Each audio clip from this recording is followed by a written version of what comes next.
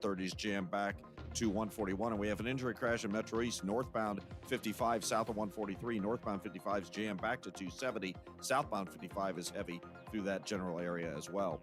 Transform your home with the beauty and durability of James Hardy Siding. At Siding Express, we specialize in James Hardy Siding installation. Visit sidingexpress.com today to schedule a free consultation. That's sidingexpress.com. I'm Roger Brand in the Michaels Flooring Outlet.com Traffic Center. A few scattered thunderstorms will try to drop in from the north. They're really going to struggle as they get closer and closer to St. Louis, but let's not rule it out between now and, let's say, 8 o'clock tonight. Otherwise, partly cloudy, warm, and humid, 77 for the overnight low. Then Thursday, partly sunny skies. It's another hot, humid day, 94, but a better chance of scattered thunderstorms developing Thursday afternoon. Thursday night, scattered storms around 72. There's a weak little cool front trying to get in.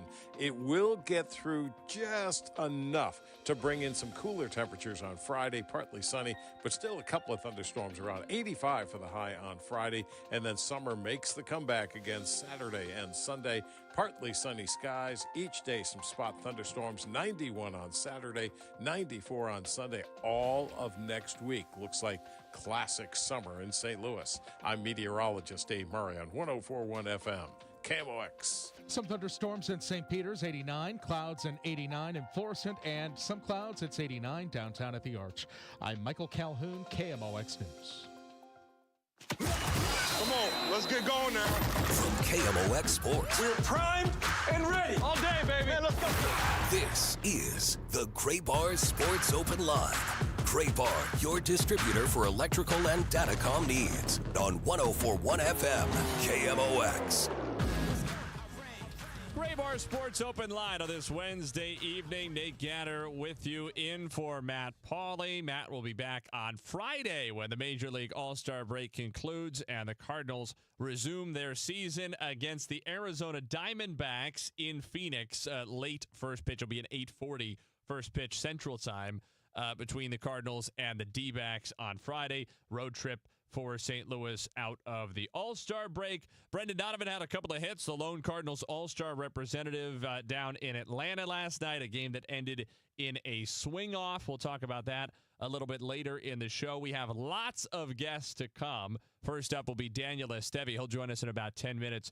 Daniel, you might remember from his time here in St. Louis for a few years reporting at Fox 2, where he covered St. Louis City as well as, I think, any television reporter in the city for my money. And he is now back in Dallas, his hometown, at CW33 there in Dallas. And City and FC Dallas play each other on Saturday, so a perfect reason to check in with Daniel and preview that match a little bit with St. Louis City coming off a 2-1 victory over Portland on Sunday at Energizer Park. 6:35, we'll visit with Derek Gould of the St. Louis Post-Dispatch. Just talk generally about where the Cardinals are right now and, of course, look ahead toward the deadline now a couple of weeks away and what the Cardinals' plans might be, what he's hearing. Also, I think we might touch base with him on an article that he wrote and something that's been getting more coverage in the last couple of days, which is kind of the increasing temperature already between Major League Baseball and the Players Association. The CBA the collective bargaining agreement comes to an end at the end of next season. I think a lot of folks around the industry feel that a strike is a very real possibility, at the very least, significant strife in the, I guess I shouldn't use strife and strike that close to each other to mean two different things, but that there's going to be some friction, shall we say. There already is, and that friction is likely to create real problems between Major League Baseball and the Players Association over the next year and a half. And that could be problematic then for what the 2027 season looks like. That's probably a complicating factor in the television deal negotiations that Major League Baseball is still trying to wrap up right now to square away how ESPN's television rights for the next 3 years, 26, 27, and 28, are going to shake out because ESPN and MLB mutually opted out of that, which was silly of Major League Baseball to do, but ESPN was probably going to opt out anyway, so it really doesn't matter. And they now need television rights for their prime properties at least their prime regular season properties for the remainder of the existing deals, and they don't want to commit to anything beyond 2028 because that's when everything else comes up, and they want to be able to sell all the television rights together going into 2029. So that's probably complicated further by the possibility, at least, of a strike that could affect the 27 season. We'll talk to Derek about maybe not so much the television element of it, but we'll also touch on the labor dispute that is looming between Major League Baseball and the Players Union.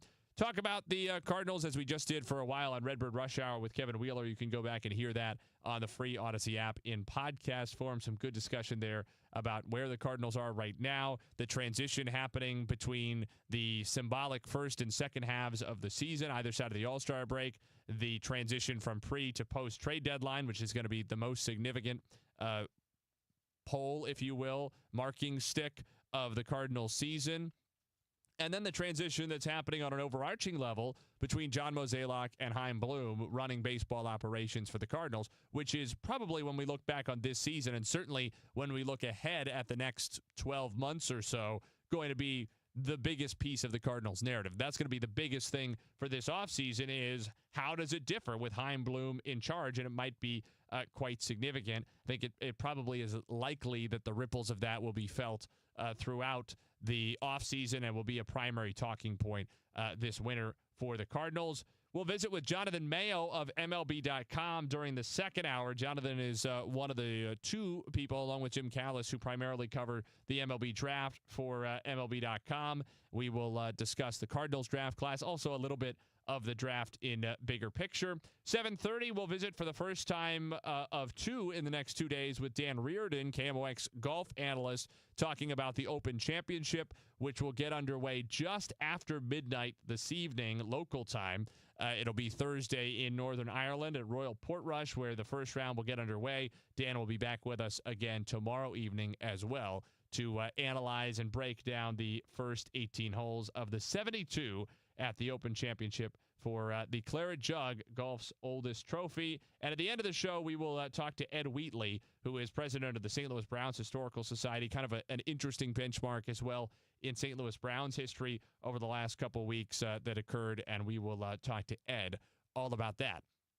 So, as you can tell, it's going to be a busy couple of hours. So glad that you're with us on 104.1 FM, on any of our streams across Facebook, Twitter, and YouTube, or on the free Odyssey app, where you can listen live to everything that we do on KMOX. You can listen to Cardinals baseball, to St. Louis City soccer, all of that.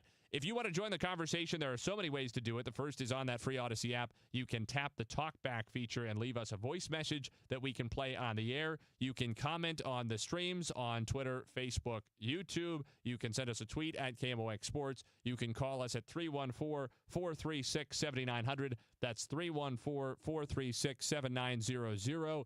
John Camp is standing by, the producer in our downtown studios, to take your calls, and he is newly qualified to do that. He's allowed to do it on his own now because he turned 25 yesterday. He used to have someone help him answer the phone, but now he's allowed to do it all on his own like a big boy. Isn't that right? Absolutely. It's absolutely right. That is what I heard. That's the biggest. You can rent a car and answer the studio phone on your own. So very, very exciting. Was it a good birthday, John? It was. We had a good time with the family. It's about all I really hope for 25. I don't really have any really big ones to look forward to other than 30. So yeah, that's how you can tell you're starting to get old, that you're like, that's the best I could hope for. Because I know next year I have to find everything, like insurance plans, and it's time to really grow up and be an adult. So if that doesn't get you excited for Gray Bar Sports Open Line, I don't know what will. John will be here. I will be here. Hopefully you will be here as well. Daniel Esteve will be here on the other side of the break. St. Louis City Talk coming up next. Just getting underway. Gray Bar Sports Open Line on KMOX.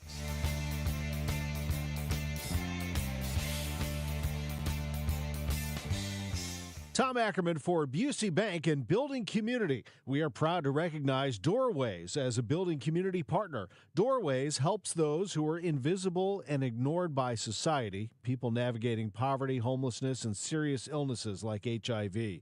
While HIV has become treatable, the number of cases continues to rise in the disenfranchised community. Building community means nobody should be invisible.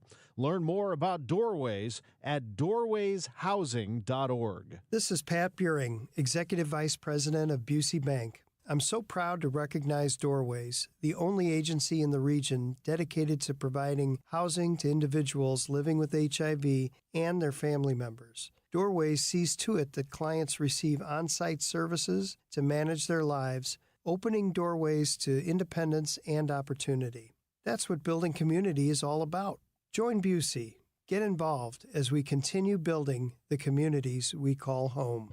Life insurance. Why are you putting it off? Can't afford it? Too much hassle? Think you don't need it? There's lots of excuses for putting off life insurance. But if you weren't there, who would pay the mortgage and other bills? With Ethos, you could be covered in 10 minutes and boom, family protected. Ethos, fast and easy online term life insurance. Up to $2 million in coverage with no medical exam. Some policies as low as $1 a day. Answer a few health questions and get your free quote at ethos.com/radio. That's ethos.com/radio. I'm Ed Evans, CEO of Consumer Cellular. No, we're not one of the big guys. Truth is, we don't want to be. If you're over 50, Big Wireless probably has you paying for more data than you might need. You could be throwing away thousands over a lifetime. We're not here to be the biggest. We're here to bring you something we believe is better. Our plans start at just $20. You'll get the same fast nationwide coverage without the big wireless bill. Call 1-888-FREEDOM, visit consumercellular.com/facts or a store near you. Plans include $5 credit for auto pay and e-billing. See site for additional facts. Fairwinds River's Edge is more than a place to live. It's a place to belong. Come see why we have been voted Best Independent Senior Living Community for 4 years in a row by U.S. News & World Report. We think you'll like it here, and the experts agree. Come see us for yourself. Call to schedule a tour with lunch or to learn more about our upcoming seminar on August 5th, How to Afford Senior Living in This Economy. Find us online at fairwindsriversedge.com. If you owe the IRS, you have a legal issue, and you need the Lance Drury Law Firm. We'll protect your rights. Log on at lancedrurylaw.com. Don't miss Mosby Building Arts Home Improvement Shows Saturdays from 11 a.m. to 1 p.m. on KMOX. One of the last call-in shows where you can get live answers to your remodeling, design, and construction questions. Tune in Saturdays at 11 a.m. Total Information AM, weekdays 5 to 9 on the voice of St. Louis, 104.1 FM, KMOX.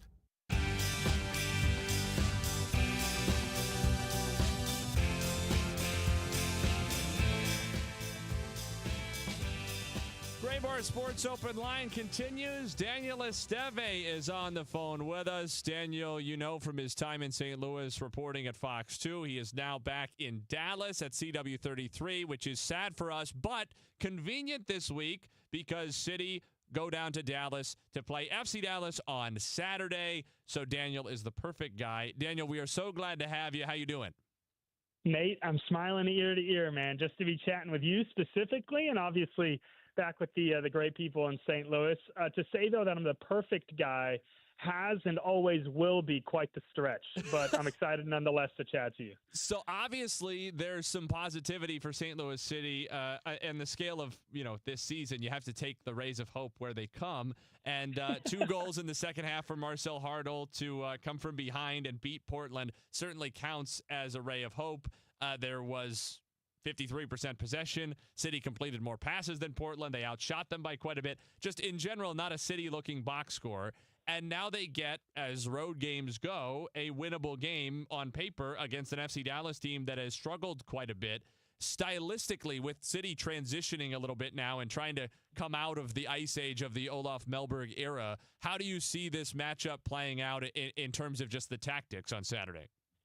Hopefully better than just your average pillow fight, because a couple months back, you honestly could have looked at these two teams and said, man, they're very, very similar. Mild expectations on both ends, both kind of floating around playoff spots, but underwhelming for the better part of the season. Now, obviously, St. Louis City, which I can proudly say I can just watch from afar as a fan now, which is such a great experience for me having covered the team for so long, since its inception, you and I both, for that matter.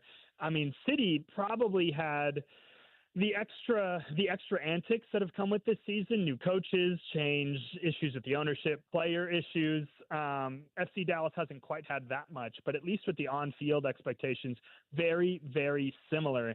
I think city-wise, Yes, they are trying to play a bit more forward pressing, a bit more attacking, but that's always been the mantra for Eric Quill here at FC Dallas. He's new. He came over from New Mexico United, and his MO is very direct. He said if he can score goals, he told me this before the season, with as few passes as possible, that would be a best-case scenario. Now, the only problem with that is his very best player, Lucho Acosta, is great on the ball and is great at working in passes. So there's almost been a conflict of interest in that regard. So I anticipate two very confused styles of play come Saturday, and to see who's going to win will be probably the most interesting part of this matchup. Yeah, something tells me Lucho Acosta did not hear let's press, win the ball and fire away and smile ear to ear. Not quite. You talk about the bleak positivity. I go back to the FC Dallas's matchup against Cincinnati earlier this year. Just an absolute slugfest. I think over 6 goals in that matchup on the road. And it was really the only – I don't even think the result was very good. This is a couple months back. It was more so just the fight, the ability to come back, because it looked so bleak from an FC Dallas perspective, as if there was already no hope. But at least it pumped a little bit of life into this team that at the time was still very much hovering around that 10th, 11th spot in the West. But it's just been such a confusing season, certainly something that I think a lot of St. Louis City fans feel as well. Yeah, that game was kind of a mess, that the Lucho Acosta return to Cincinnati, and how I think he was treated very differently than he anticipated he would be, and just it felt very, very messy. And that's going to be interesting. Speaking of you and I having covered St. Louis City since its inception, I don't know that we've really had that yet, where certainly we haven't had a player return and get any animosity from the crowd in that way. And I honestly, I'm not sure the levels of intensity around the fans feeling towards City right now are high enough that they could muster up a whole lot of animosity, but at some point it's going to happen, and it would be really interesting to experience Energizer Park when it's kind of out for blood like that, as outside of maybe the Kansas City matches in the first year, which were pretty emotionally charged, there haven't been a lot of those really high temperature kind of games. You haven't really needed it, so to speak, and I can think of maybe a handful of games where maybe the St. Louis Blues fans have gotten pretty aggressive. I mean, heck, even to Jordan Kyrou at one point, shortly after Craig Berube walked out the door. But I can think of that first playoff series, I want to say 2021, when he had that issue with the Minnesota Wild. There was some animosity toward the Wild bench.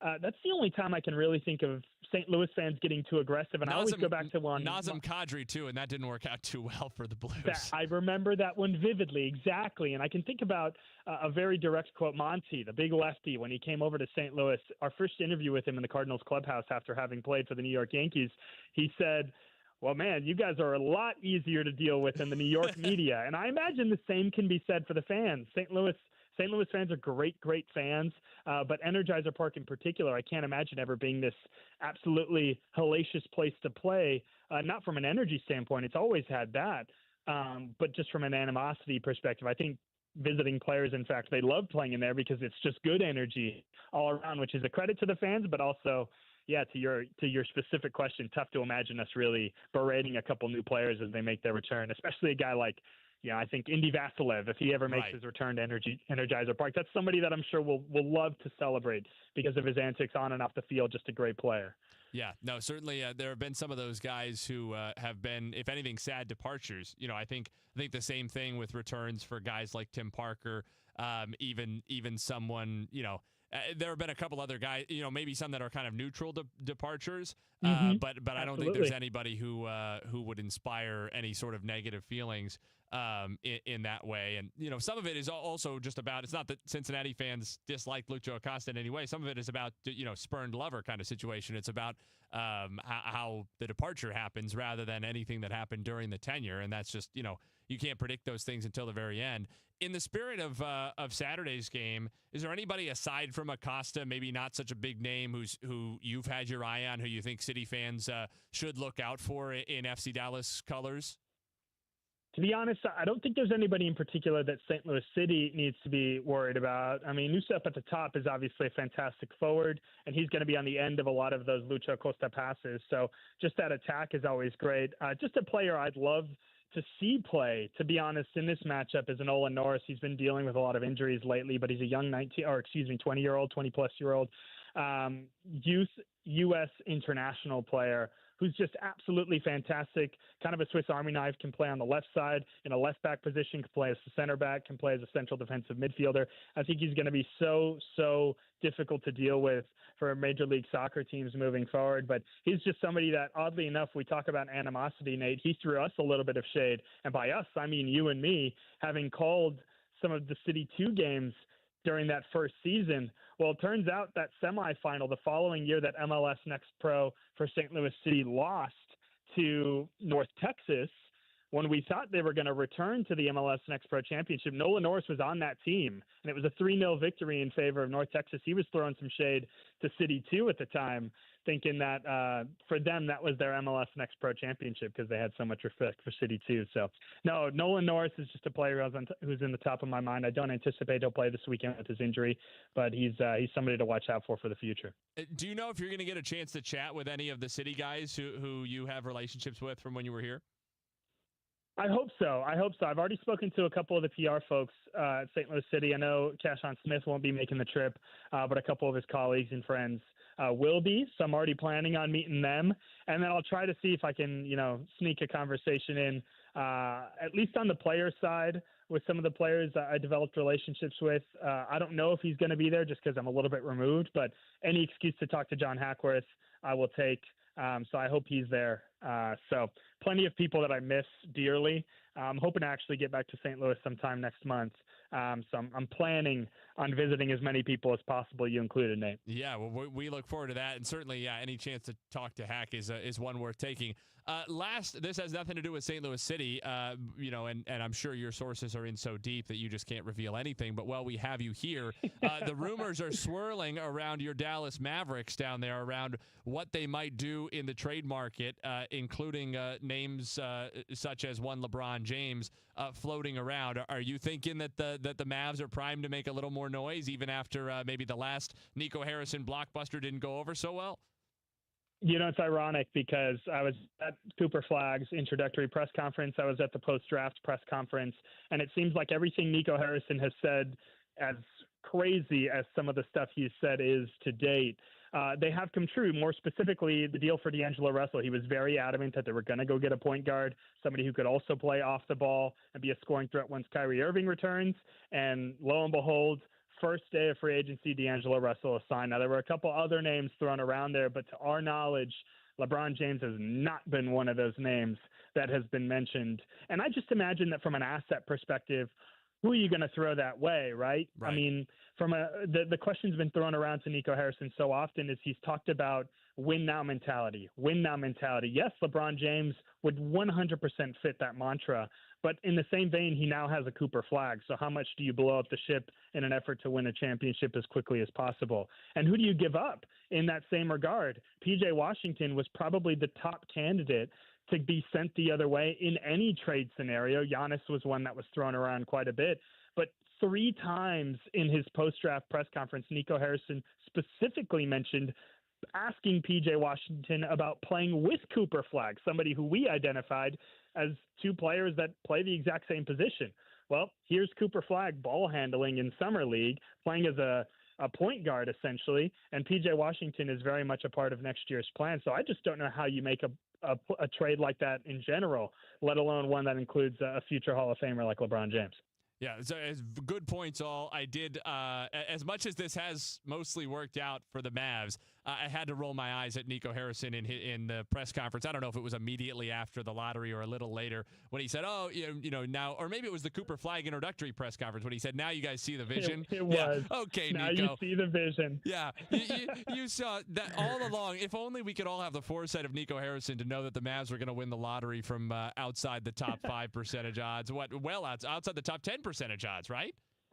Nate, only bested by fortune favors the bold, yes, which he did say in his post-draft press conference. And I can tell you, having sat in the second row, I think far off to the right side, you heard a couple chuckles in the media room when he said that. Of course, it was my first time face-to-face with the infamous GM, so I wanted to be on my best behavior. But my goodness, it was quite the quote, and he's only tried to top it with that other one. So it'll be interesting, but it's juicy nonetheless. Great gossip at least right now. Yeah, just for the press conferences at this point, want to see the Mavs win the championship this year, so Nico can walk in with a beer in one hand, a cigar in the other, and tell the media exactly what's on his mind.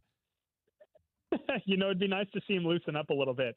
I think one of the other things that people maybe could have picked up on if they had seen the entire press conference, but some of the things he said specifically about Cooper Flagg and his relationship with coaches and former players and former teammates, quote for quote, said the exact same line at the introductory press conference. So I imagine there's a lot of prep. He has his lines always prepared, and Nico Harrison, for somebody who really doesn't love to talk, it seems, he's definitely keeps it within a lane. To see him loosen up, maybe have one or too many cocktails after a big celebration, it would be a pleasure and quite interesting to listen to him talk. Well, always a pleasure to have you on these airwaves, sir. Appreciate you taking the time. Enjoy Saturday, and we'll see you back in St. Louis soon. Always appreciate it, Nate. We'll talk to you guys soon, all right? All righty. Daniel Esteve joining us, former Fox 2 reporter, now at CW33 in Dallas. You can follow him everywhere at Daniel J. Esteve to get all of your Dallas insights and maybe a few lingering St. Louis City thoughts as well. Derek Gould will be with us to talk Cardinals after the break on KMOX.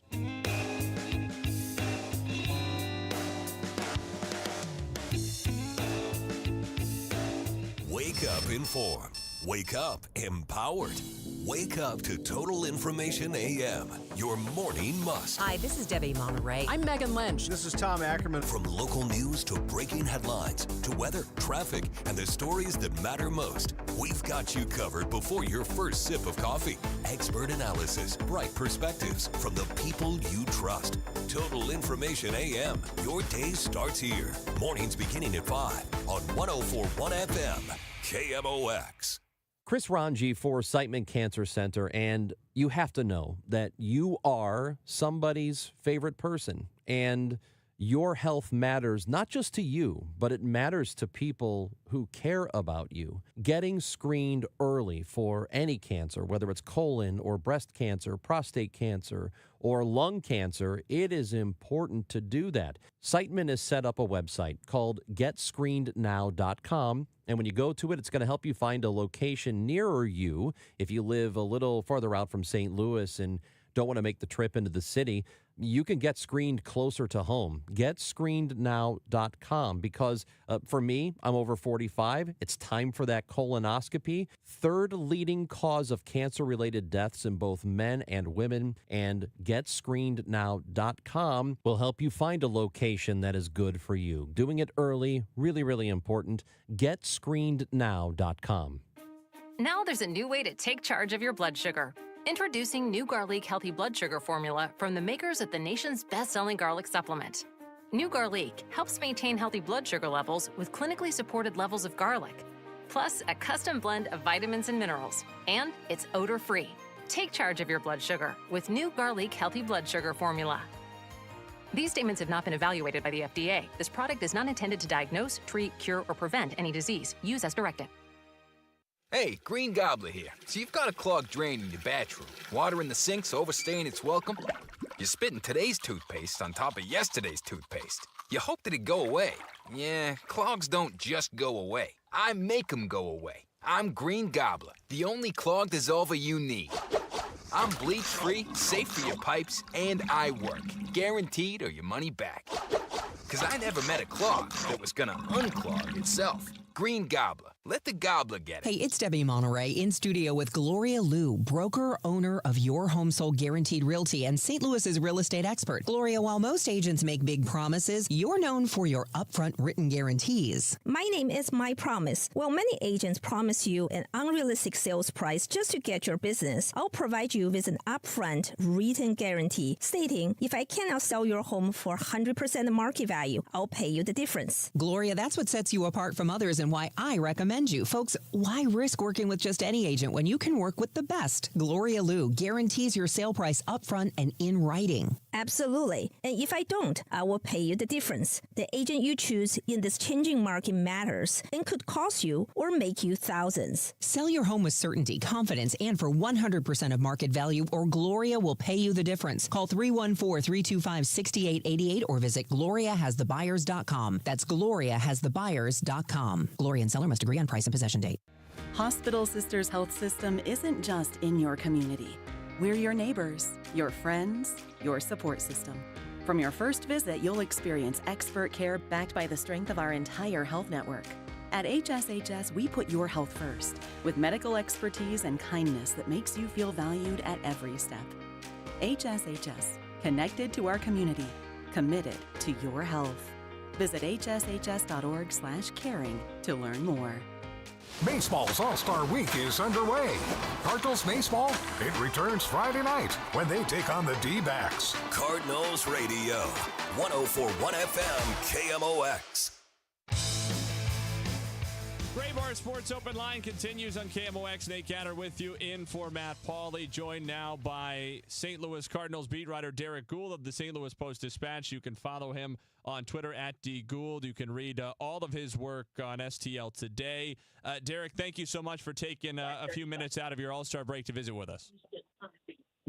You bet. Hope things are well back there in St. Louis. We are doing our best. Another hot one today, but you know what? We're having a fun time anyway. One of the themes of our Redbird Rush Hour earlier when I was talking to Kevin Wheeler was kind of the transition that's going on right now, right? A transitional year. This is a transitional period in the year around the deadline, and then the transition that is coming this offseason of Chaim Bloom taking over baseball operations for John Mozeliak. In that spirit, I think one of the things people have been wondering is how that balance of power is at the deadline right now, and how much input, assuming that John Mozeliak still has the final word as acting president still, how much input Chaim Bloom gets, knowing that he's going to be the one who mostly deals with the consequences of whatever moves the Cardinals make. Yeah, I think you put it you put it well right there. I mean, if there are consequences of the move that spill over into next year and beyond, then it's going to involve Chaim Bloom's influence, right? I mean, Mozeliak has been pretty clear about what he wants to do. Sorry, there's some background noise there. Mozeliak's been pretty clear about. I wanted to make sure they weren't calling my name. Mozeliak's been pretty clear about what they want to do as far as roster-wise, as far as the handover, about everything that he wants in place when Chaim takes over. And, he's talked about it being a clean slate. That obviously isn't going to be the case, but he wants to at least give them, the information that they have kind of cleared this space for all this playing time. And all under that umbrella would also go these trades. If they're going to trade from the future, then that's Chaim's future. If they're going to trade to add to the future, then that's Chaim's future. On both of them, Mozeliak's talked about it. Chaim isn't as, publicly out there talking and everything out of respect for Mo at this point. But, they've all kind of discussed that, this is a team. They work together, and they get input from all categories before making a decision. And Mozeliak has said, his job is to lead baseball operations until it's not. So does that give him the final say? I mean, not really, because ownership always has the final say. That's really the crux of it, right? And they've always had sort of a collaborative work going. This is just an additional voice within that collaborative work. And maybe Chaim has a bit more way on that collaborative work because it's his future, if that's the case. If it's his future that's in play, then he would be part of that conversation. Derek Gould is with us, lead Cardinals writer at the St. Louis Post-Dispatch. Derek, how much do you think the Cardinals have their posture and sort of their mindset for the trade deadline set at this point, as opposed to how much is going to depend on the 13 games they have to play before the deadline? It's a great question. They're not going to – you don't want to make such small sample size decisions, and yet you could really see how the 13 days ahead here could at least nudge them in one direction or the other, or maybe more towards an extreme, which, they just haven't really had the posture of here. They haven't really look like a seller or a buyer, and this will come as no surprise to folks who follow them for a long time, fans or media. They're like, well, how can they do a little bit of both? They don't want to go all in. They're not a team that really goes like, all right, well, we're just going to spend the future that we were just talking about. They're the one that we advertise, the one that they're saying this, that they advertise it all season that they were going to give space to the young players. And so why in late July would they bail on that approach after they said, we're advertising this to our fans that this is going to be the reset or transition year. But they could say, well, this team is better. So how do you outfit it with help without the cost of the future? And that's when you see a team make moves like they did last year, where they trade from depth. They trade from a spot where they weren't sure what they were going to get from Tommy Edman to get something that they need that also would help them in the year to follow. They hoped in Eric Fetty. They kind of straddle the line a little bit, which has really been their method of operation for a long time now, is just kind of running within the bell curve as opposed to going to the tails of it. With that in mind, that they might not be squarely in the bucket of buyer or seller, I wonder if it makes it a little more difficult to pin down guys who are likely to move, if at all. I mean, obviously, if you're a seller, the expiring relievers are always the first guys you look at. Ryan Helsley, Phil Maton, Steven Matz. I wonder if, and obviously, if they could get something for Eric Fetty, they'd probably look into that, considering that he might lose his rotation spot anyway. But considering that they might be straddling this line a little bit more, does that actually broaden the potential pool of players who could be in discussions? I mean, locally, there's been this Lars Nootbaar speculation now bubbling up. I think that's more talk than reporting, but still, does it broaden that player pool? It does. It does indeed. Yeah. Then you start looking for spots where they have, a bunch of players stacked up, or they feel like, okay, we got an answer on this guy. Absolutely. I mean, if they could move Eric Fetty, they would definitely have that discussion. They've been open to it. And then they clear a spot, which is what they want to do for Michael McGreevy, right? Well, could they do that by acquiring something that helps them down the road, alleviating some salary? All of that is obviously very, very much agreeable. But it also allows them to look at, like, okay, what moves do you make that do add what they don't have in the system? Like, is there a play for a starting pitcher who they just don't have in the system, who could be around for another year, another 2 years? And do they feel that would help them in a window to contend that would be, as we began the conversation, part of Heim's early years, right? And what's the pressure point or the cost point to pull that off? Because that would be a little bit different, right? That would be a prospect, but do they have a prospect in place or a position player in a place of depth where they can make that move? Absolutely. It opens all that up. It also helps, like, set the price, right? Like, if a team is going to come after Ryan Helsley, Cardinals know what the asking price, where it starts, because he's an all-star closer. He obviously won the Closer of the Year award in the National League last year. He's a strong closer. He's exactly the kind of reliever that a team like the Phillies is looking for, and some other teams, right? But he's also one that where the Cardinals could go, yeah, we're going to give him a qualifying offer at the end of the year. Worst case, we secure a draft pick, or he accepts it because he wants to stay with the Cardinals, which Ryan has been pretty candid about, that he'd like to stick around. So you either then have the same situation next year, but then he doesn't have the qualifying offer attached to him, or you get the draft pick in response. So any trade is going to start there, right? It's got to outdo the compensation draft pick at the very least to get him. So you kind of start seeing, because of that, because of where they are, because of what they're looking at, because they can kind of play both sides of it, you start to understand, like, even what their asking price could be for certain players. Yeah, obviously, the trade deadline is going to dominate conversations over these next couple of weeks. But just to give you a brief reprieve from that, is there anything else that's flying onto the radar, because the focus is going to be on the deadline, of guys you are watching or narratives that you're keeping an eye on for this last third or so of the season that you really want to keep an eye on for how it could affect next year and beyond? I mean, Michael McGreevy's one, right? How many starts does he get in the second half? I guess you could break it down that way. How many starts does Michael McGreevy have in the second half? What does he do with them? And, does that position him like they want for him to be part of the rotation next year? And then the other question, how many starts does Jordan Walker get? Where is Jordan Walker in the equation? He's down in AA. He's working on his swing. The clock is ticking on how long he can stay there because he's on a rehab assignment. I don't really think the Cardinals have an appetite for optioning him from the majors back to AA. He's already a guy who is running out of options, to be candid, and that's a factor. Not within this calendar year, but, within his career, he's running out of options. And so you have this situation where, has he maximized this quote-unquote runway and playing time in the same way that Alec Burleson has? Not at all. And so do they today have more information about who he is, what kind of player he is, and what role he has in their future, as they wanted to? No, not at all. They don't. Do they have much more than they had in March? Do they have much more than they had in August 2024? Not really. So I think that's all part of it. I think those are some of the underlying things, and everything can trace back to the trade deadline because that's where we're at, and that's where people will go with the conversation. But I think there's really some compelling things, too, about how you mentioned the next 13 days, not just for the trade deadline, but just for the Cardinals in general. How do they take advantage of that schedule with their style of play?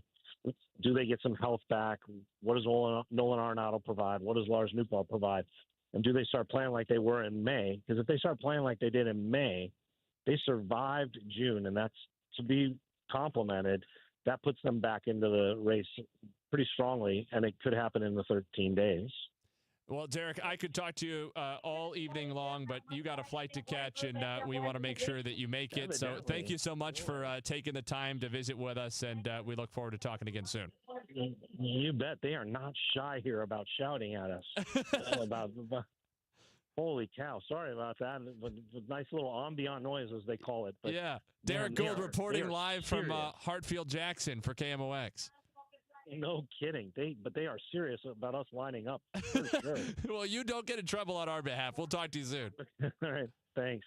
Derek Gould visiting with us, lead Cardinals writer at the St. Louis Post-Dispatch. You can follow him on Twitter @DGould. We didn't get to talk about the labor discussions, but that'll be reserved for a future conversation. The good news is that's going to be bubbling under the surface, maybe at times bubbling up to the surface and then dipping back below for the next 18 months or so in some form or fashion. And so we'll have plenty of time to get to that. One more break in this hour. We'll get into our second hour guests as well. MLB draft conversation with Jonathan Mayo, golf talk with Dan Reardon on the eve of the Open Championship, and we'll visit with president of the St. Louis Browns Historical Society, Ed Wheatley, as well, about what's going on with them. Some final Cardinals thoughts when we return on KMOX.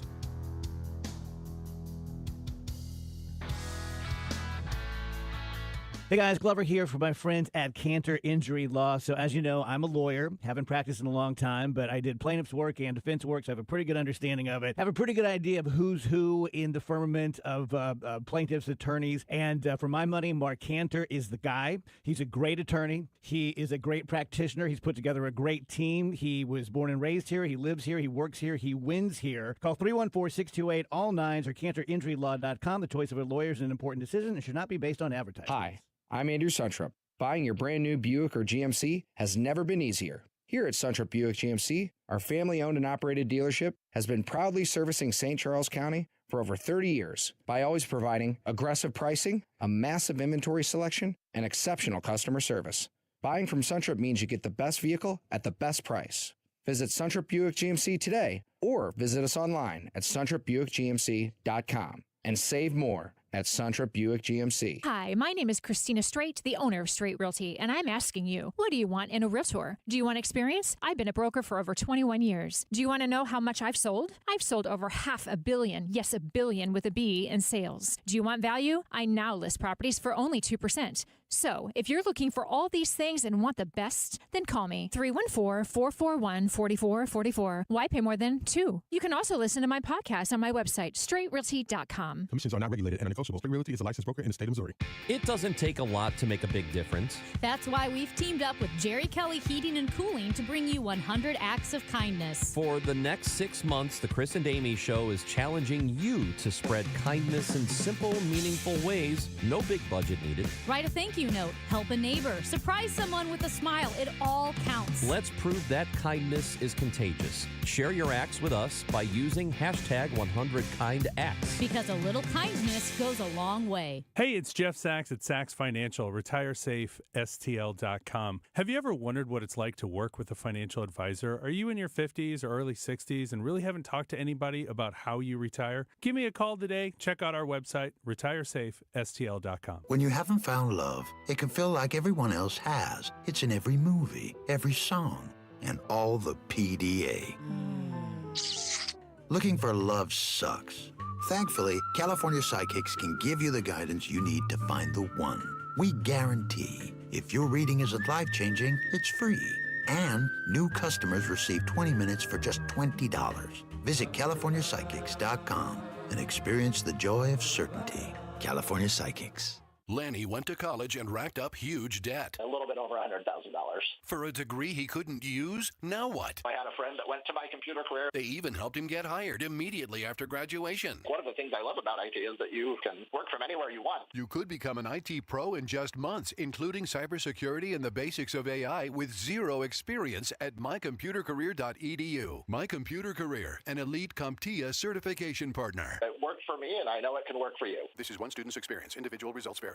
The Chris and Amy Show, weekdays starting at 9 on 104.1 FM, KMOX.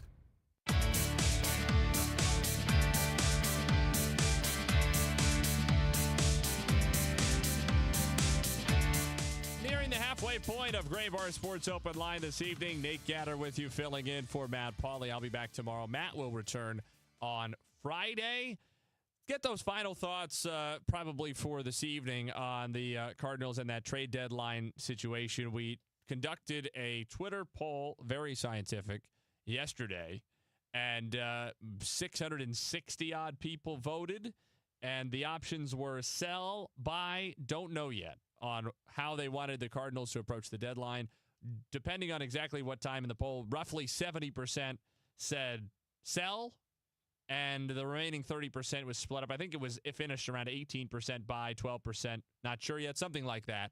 But the other 30% was split up on the other two options. I'm a little surprised that people are that sure, especially because if the Cardinals play well in the next 2 weeks and are in a wild card spot and trade pieces that have value, most likely Helsley, Maton, and Matz, and that hurts them, which it will for the remainder of this year, I don't know that the average Cardinals fan is reacting too well to that, just based on what I know about the folks who sometimes call in to talk about the Cardinals here and the folks whose tweets we receive. I think there have to be a decent number of people in the 70%. I mean, that's what, 70% of 660. That's quite a significant number of people. That's what, 450 or so people? It's around that margin. Who are voting to sell. A significant number of those 450 or 400 or whatever it is have to be likely to get upset if it does hurt the team the remainder of this year and be in the camp of people who are saying that they're not going back to Busch Stadium because of XYZ, whatever reason, which is very popular to say right now. So I don't think you're wrong necessarily if you think sell, although one of the things we talked about during the Redbird Rush Hour with Kevin Wheeler that you can go back and hear on the free Odyssey app is that Ryan Helsley does have a qualifying offer attached to him, and that came up in our chat just a moment ago with Derek Gould as well, that the Cardinals, at the very least, wouldn't take anything that's less valuable to them than the competitive balance draft pick they would get, effectively like a second-round pick, that they would get out of Ryan Helsley if he were to reject a qualifying offer and sign elsewhere in the offseason, assuming the Cardinals kept him all the way to the end, or he takes the qualifying offer and the Cardinals keep him for a year on $20-ish million, which I think would be pretty agreeable to them, considering there's not a lot of risk in that deal. The Cardinals have relatively low payroll for the moment, so paying him, even if you're slightly overpaying him for what he's worth on a particular year, you're kind of getting that back in the minimal risk. I mentioned what camp people might be in, and so I think that means I have to bring in John Camp, who's standing by producing. John, what camp are you in? I think I'm leaning towards sell a little bit, but it's probably in the I don't know, if I had to guess, because even if you go on and, let's say, win 10 of the next 13 before the deadline, who knows what the Brewers are going to do? They've been red hot. 7 in a row. The Cubs look like they're probably not going to slow down. You could definitely be in a wild card spot, but I just don't feel like you're going to be a big buyer, which is what some fans want you to be, or a big seller. Because the division is probably not happening just because, not because the deficit is so big, but just because the Cubs have proven themselves to be a quality team. And then you have to deal with the Brewers also. So you have to pass 2 teams, and that's just hard. It's not out of the question, but I think that would be tough. Wild card is definitely doable, even with the exact roster that they have. You got to beat San Diego first, though. It just doesn't really fire me up.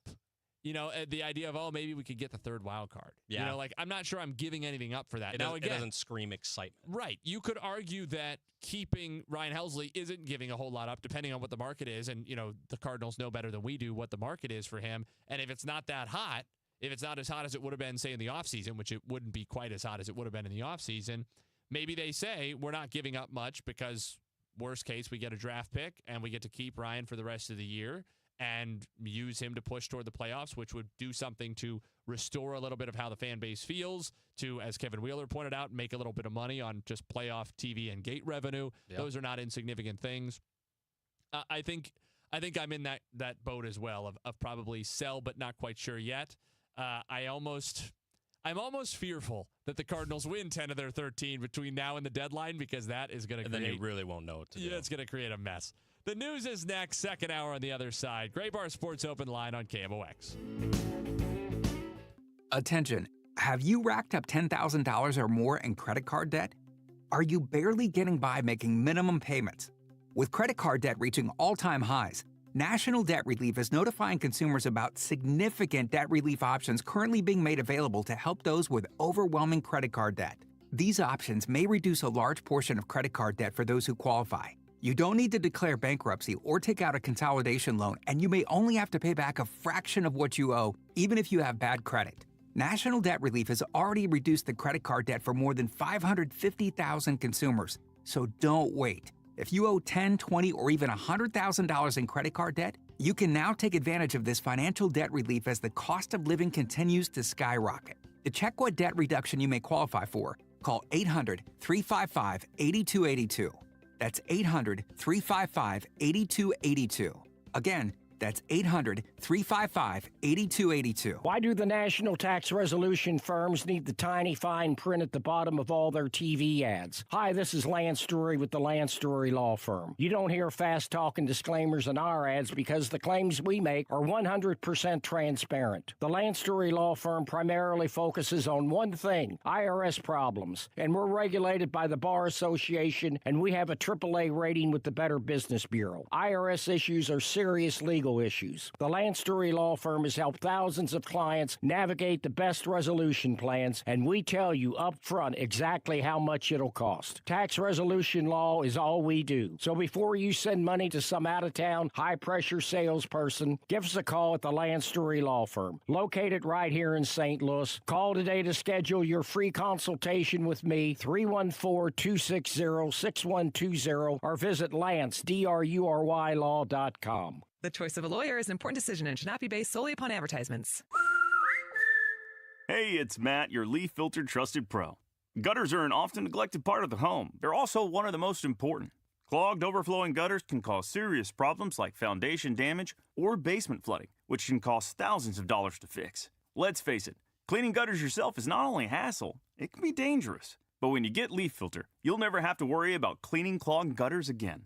Get started today by visiting leaffilter.com/deal to schedule your free inspection. If you decide to move forward, we'll professionally clean, realign, and seal your gutters before installing our patented stainless steel micro mesh system. Leaf Filter keeps out everything but the water. And it's backed by a lifetime transferable no clogs warranty. So you're protected for good. We're in your neighborhood and ready to help. Visit Leaf Filter today for a free inspection and estimate, and you could save up to 30%. Visit leaffilter.com/deal. That's leaffilter.com/deal. Mid-America's most trusted voice for news. KMOX AM St. Louis. KMOX FM Hazelwood. Always live on the free Odyssey app. This is CBS News on the Hour, sponsored by O'Reilly Auto Parts. I'm Christopher Cruz in Washington. The Associated Press is reporting that the Department of Justice has just fired a high-profile attorney with a familiar name. The story from CBS's Matt Piper. Maureen Comey is a federal prosecutor and also the daughter of former FBI Director James Comey. She was most recently with the U.S. Attorney's Office in the Southern District of New York and a prosecutor in the federal cases against Sean Diddy Combs and Jeffrey Epstein. The firing comes weeks after Combs was acquitted of sex trafficking and racketeering charges. James Comey was fired by President Trump during his first administration. President Trump's been lashing out all day at his supporters for their unrelenting demands that he order the release of all of the files on the late accused sex trafficker Jeffrey Epstein. His former Vice President Mike Pence told CBS News today the files should be released. Whether or not the facts justify charges, I think that anyone who participated or was associated with this despicable man ought to be held up to public scrutiny. The president's going back and forth on whether he'll fire the chairman of the Federal Reserve. President Trump keeps complaining about Jerome Powell. He's got a very easy job to do. You know what he has to do? Lower interest rates. Powell cites inflationary pressures and economic uncertainty created by tariffs in determining interest rate policy. The president who appointed Powell in 2018 acknowledges by law he cannot fire him, with an exception. I mean, it's possible there's fraud involved with the $2.7 billion renovation. He's talking about cost overruns in the renovation of the Fed's headquarters. Asbestos removal and other issues have ballooned the budget. Linda Kenyon, CBS News, the White House. Heat alerts in the Northeast and South will remain in effect through tomorrow night, says CBS News meteorologist Nikki Nolan. We're looking at like 105 and 106 in places like New York City, Boston, and then even down into let's say Memphis, Shreveport, Louisiana. As crews in Arizona struggle to control two major wildfires that have done serious damage near the north rim of the Grand Canyon, they have more than fire to worry about. Here's incident manager Jeff Stebbins. There is potential for storm systems to move in, which means erratic wind and potential lightning. It was a terrifying moment for a television news anchor during a live broadcast.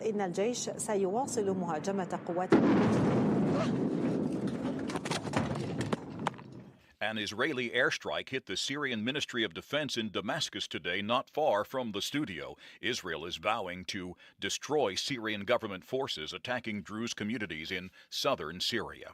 The Dow closed up 0.5% today. This is CBS News. Think O'Reilly Auto Parts for all your car care needs. Get the parts and service you need fast from the professional parts people at O'Reilly Auto Parts. And at 7:03, it's a partly cloudy sky, 84 degrees downtown at the Arch. KMOX alum Bob Costas has been making headlines this week saying sports betting will ruin lives. The Chris and Amy show on KMOX asked him about that. This is like Bob Costas mans the ramparts to inform you that water is wet. And if you drink too much, you might get drunk. And if you eat only pizza and cheeseburgers, you're going to get fat.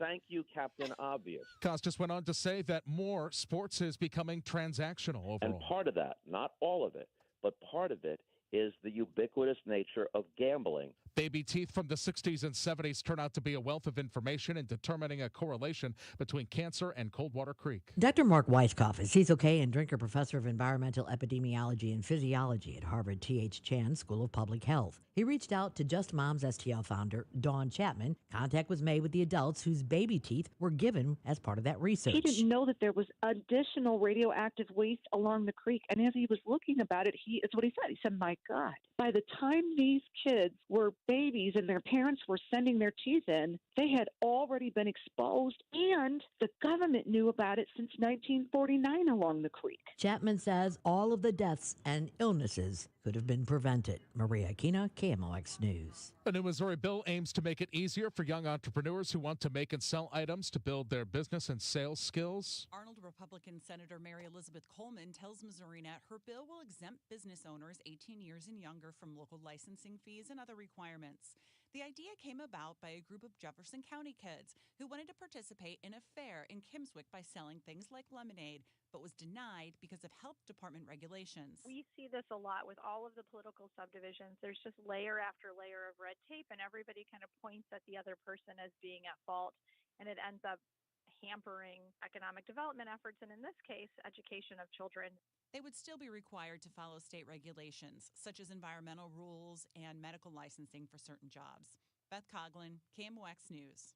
For tonight, partly cloudy, low 77. For Thursday, some sun, some storms, high 94. Right now, it's 84 downtown at the Arch. I'm Michael Calhoun, KMOX News. Welcome back to the Gray Bar Sports Open Line. Once again, Matt Pauley on KMOX. Just kidding. Nate Gatter in for Matt Pauley this evening. Same story tomorrow, and Matt will be back on Friday when the Cardinals resume the second half of their season, so to speak, although they've played nearly 100 games. They will be in Arizona Friday night, then Colorado, then home to play San Diego and Miami. We have already talked some St. Louis City. We visited with Daniel Esteve, former Fox 2 reporter who is now at CW33 in Dallas. We talked to lead Cardinals writer Derek Gould of the St. Louis Post-Dispatch about the trade deadline, mostly a few other things. We will, in this hour, talk to Jonathan Mayo of MLB.com about the draft and the Cardinals' participation in said draft. We will also have Dan Reardon on. That'll be at the bottom of the hour. He talks golf here on KMOX. He'll visit with us tonight and again tomorrow, this evening, previewing the Open Championship, which begins at Royal Portrush in Northern Ireland tomorrow. And then tomorrow, of course, we will look back at the first round and ahead to the second. Ed Wheatley will be with us, president of the St. Louis Browns Historical Society, to wrap up this final hour of the show tonight. Before we get to those guests, Jonathan Camp is here producing for me this evening. And John, I wanted to talk a little bit about the All-Star game and the swing-off that ultimately ended it. I actually have been around quite a number of swing-offs. In fact, I called play-by-play for the first swing-off that ever decided a professional baseball game, at least a professional baseball game that was official and counted. Really? And that was in May of 2021 because the Frontier League used it that year to decide games. They would play one extra inning, and if it was not decided, then they would go to a three-man aside swing-off. And I was doing games for the Gateway Grizzlies just across the river in Sauget at the time. And the Grizzlies won, I think it was 8-4 over a team from Quebec on opening day. It was an opening day doubleheader in 2021. So I have been around it. I think it can be fun in this setting. I think it's a silly way to decide a baseball game because it has very little to do with baseball itself. But in an all-star game setting, it's kind of appropriate because it's about style over substance. It's about entertainment, and that's really what the evening is about, and it seemed to deliver, at least in that regard. I felt like it was mainly more driven towards the entertainment facet of the game because you go there to see the stars of all stars play, and to end the game with a miniature home run derby after, I'm pretty sure some people were already there the night prior when O'Neal Cruz and Cal Rowley were hitting nukes left, right, and center. I thought it was a cool way to end the game. I mean, the fact that Aaron Boone decided to go with Jonathan Aranda, nothing against Jonathan Aranda, he's having a great year, but to come up with that after Schwarber hits 3 on you to take the lead, I don't really get that decision, at least. Yeah, so part of it is that, at least with the three guys that they had out there, is that some of the starters, I mean, I don't know if they would have been eligible anyway since they had come out of the game. Probably in the All-Star game, you say, who cares, put anybody out there. Apparently, a decent number of the starters weren't even in the building by that point. They had already, they showered, they changed, they're on flights, back home or whatever, because their job is done and they want to get out of town while they have the opportunity, which I can understand. I mean, no reason to sit around necessarily for 2 more hours if you could get home that night. And, the guys who are All-Stars, obviously, nobody's crying for guys who are Major League All-Stars and get to play in an All-Star game and all of that. At the same time, it is, cutting short their only break that they get for an extended period of time during a season. Yeah. And that's valuable time both for physical and mental recuperation, also time to be spent with family and other significant people in one's life. Not an easy, it's a great job. It's not an easy job. If it were, it would not pay the millions and millions of dollars that it does. And one of the things it does is strain people physically and mentally because they go a very long time having essentially no weekends and, getting a day off every 2 or 3 weeks in most cases. The Cardinals, I think, are going to play 65 games in 72 days to finish out the year. I understand nobody's crying about for Major League Baseball players. At the same time, no matter what your job is, that's a pretty grueling stretch. Just a little. Just only a little bit. Yeah. Grueling. I mean, that's 10 weeks and 7 days off. Yeah. So you're not even batting at 50% weekends. And even this break, if you think about it, if you're an all-star, right, you're there Monday. Some of them were participating in the home run derby. Then you're playing the game. You only really get 2 days off, and then you're back at it Friday. Which goes to show you why for the Cardinals and the Braves on Sunday, of all days, that a 4+ hour rain delay or a combination of 2 delays to amount in 4+ hours of rain delay time, of all days you don't want that, it's the day, the Sunday going into the All-Star break, because that time is so valuable to those guys to get out. Some of those, if they're planning on trying to go to Cancun for a few days, that puts a real dent in the plans. And, I think we have this weird thing in this country, and probably I think in other countries too, it's not an American thing. Just because these guys make a lot of money and are famous, which people seem to think is a good thing, even though in most cases it's really not a good time.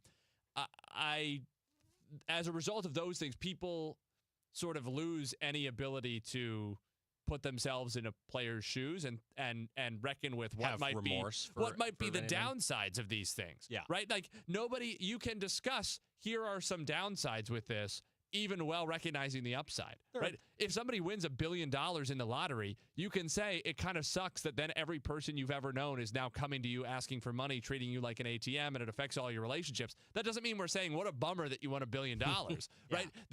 Things can be mostly good and still have bad elements that you can talk about without saying the good things don't exist. And I think with athletes that sometimes gets lost because it is a challenging career path in many, many ways. And not the least of it is not getting breaks, especially during a baseball season. And so it's part of the reason that as many guys as we're seeing now opt out of the game and decide not to do it at all because, if it's going to mean, cross-country flight there and back and a couple of days essentially working, even if it's a pretty fun job, essentially working when that time could be spent recuperating physically and mentally, spending time with people who you don't get to spend a lot of time with during the course of a season. I can understand why guys do that. Anyway, we got away a little bit from the swing off, but overall, good presentation. The reported number, I think, is around 7.2 million viewers, which keeps the All-Star game well above both the Pro Bowl and the NBA All-Star Game as the most viewed All-Star game around. Obviously, the NHL didn't have anything to compare it to this year because they scrapped the All-Star Game in favor of Four Nations, which was a resounding success for them, although probably not something that you can do every single year. We'll see exactly, how they choose to figure that out in the future. I assume MLB benefits from the fact that they just have the sport, because of the way that the sport is played physically, they have the sport that is easiest to play for real in an all-star game setting without overly risking injury and those other sorts of things that it doesn't require a tremendously high physical effort level from guys the way that asking NBA all-stars to play defense does or asking Pro Bowl players to hit each other at full blast does, right? Those are just different conversations than hitting a baseball, which is not an easy thing to do, but not necessarily risking injury in the same way those other sports are. Yeah, because if you're a pitcher, all you're doing is you're going in and pitching one inning, at least most of the time now for the All-Star game. If a hitter, you're probably getting one at bat, maybe two, and then fielding a couple more. So it's not really much you got to worry about if you're playing in it. Jonathan Mayo will be with us next. He is an MLB draft analyst at MLB.com, and you'll hear his conversation coming up after the break on KMOX.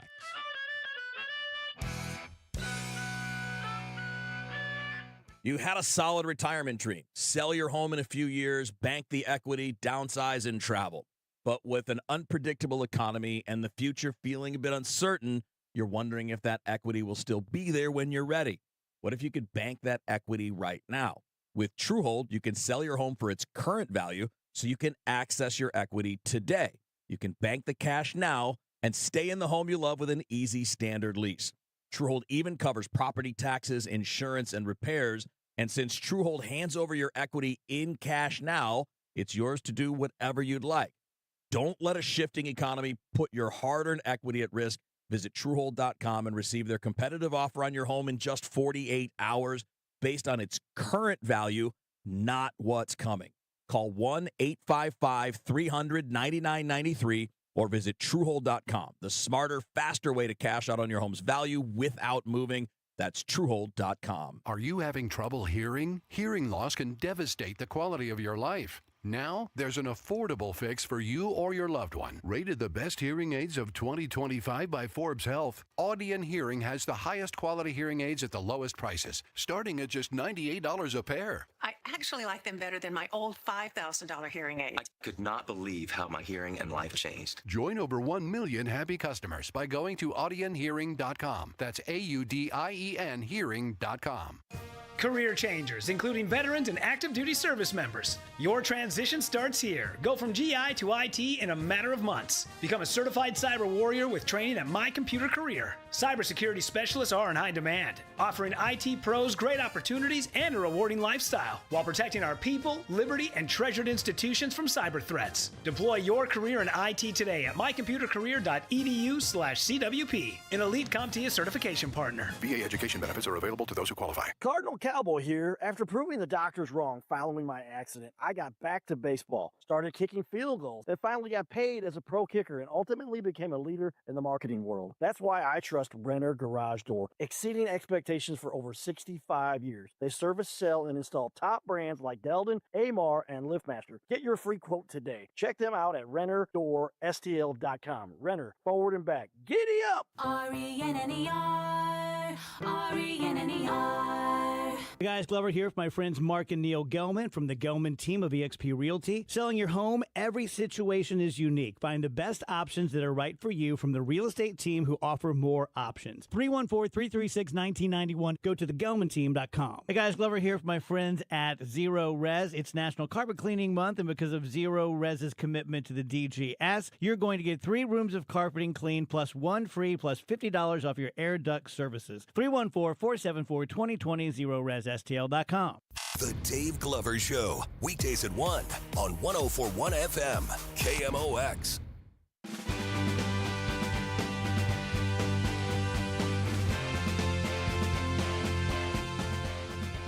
Gray Bar Sports Open Line continues. We're joined now by Jonathan Mayo of MLB.com to wrap up some of our conversations about the MLB draft on Sunday and Monday night, and in particular, the 21 players selected by the Cardinals. Jonathan, thanks so much for making some time for us during what I imagine is one of your busiest weeks of the year.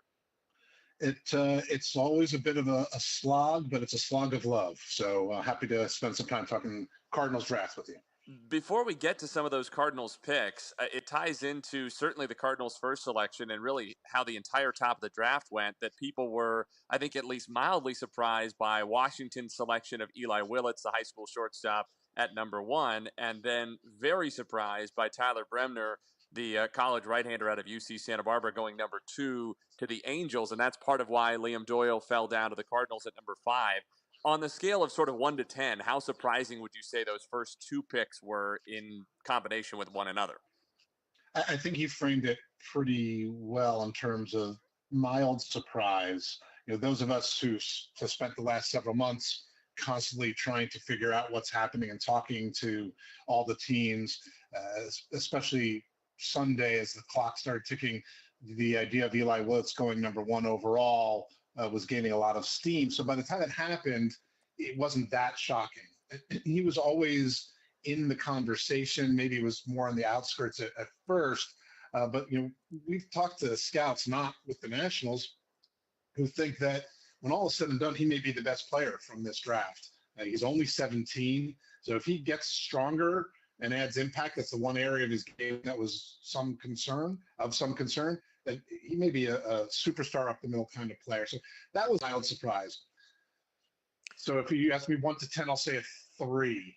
For the Angels, there's probably more like a 6, with the caveat that you always don't know what the Angels are going to do. My colleague Jim Callis, I think, put it best and said that if someone had told them that the Angels might take anyone in our top 20, that wouldn't be shocking.